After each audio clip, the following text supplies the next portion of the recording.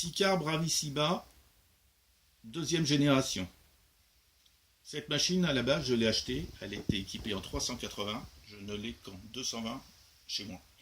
J'ai donc mis un convertisseur de puissance et j'ai refait tout le tableau ici pour pouvoir le faire fonctionner avec le convertisseur à l'intérieur.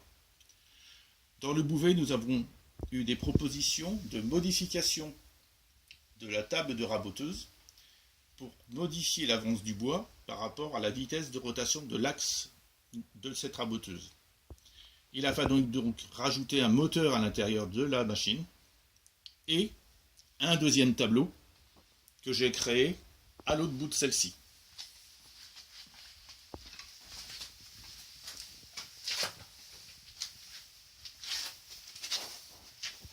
Ce tableau qui est positionné ici contient un convertisseur pour le nouveau moteur ainsi que l'alimentation pour la table montée électrique et le driver qui sert à piloter le moteur pas à pas de cette table, conformément aux descriptions faites dans le beau coin.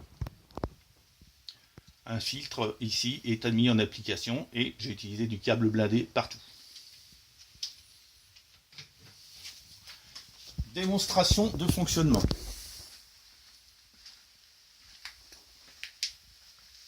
Pour pouvoir commander tout ça, il a fallu réaliser un pupitre de commande que j'ai placé sur le dessus de l'ancienne table. Enfin, de l'ancien coffret, plus exactement. Quand je démarre la machine, c'est toute la partie ancienne de la machine qui fonctionne, c'est-à-dire les commandes de raboteuse, d'égo, toupie, et la partie raboteuse elle-même est donc séparée.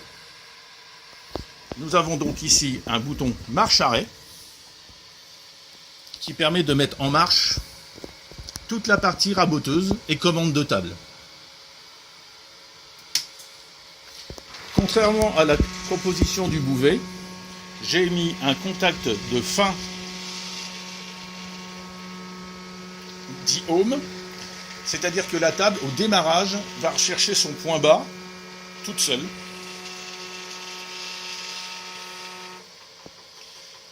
Elle a atteint le point bas, elle est en train de remonter pour s'arrêter à la bonne dimension. Le petit écran qui est ici m'indique ce que le programme est en train d'exécuter, et là il est en train de libérer le contact de la table à raboteuse pour l'amener à la position initiale, home, qui est chez moi de 2200.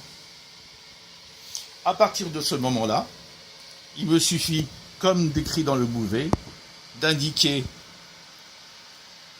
la cote en dixième de millimètre que je souhaite réaliser, d'entrer la valeur, et à partir de là, ma table va toute seule se positionner à la cote voulue.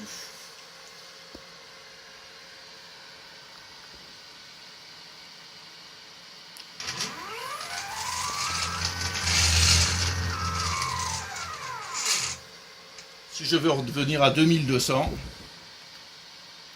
l'idéal, ça serait d'appuyer sur le bouton Home du clavier. Pour l'instant, la programmation n'est pas encore réalisée, finalisée, mais ce n'est qu'une question de temps, puisque nous avons pu le faire travailler et arriver à établir ce niveau Home au moment du démarrage. Il n'y a pas de raison qu'en appuyant sur une touche, je n'arrive pas à le faire au niveau programmation. Voilà une machine qui a donc quelques années de fonctionnement et qui maintenant est devenue moderne.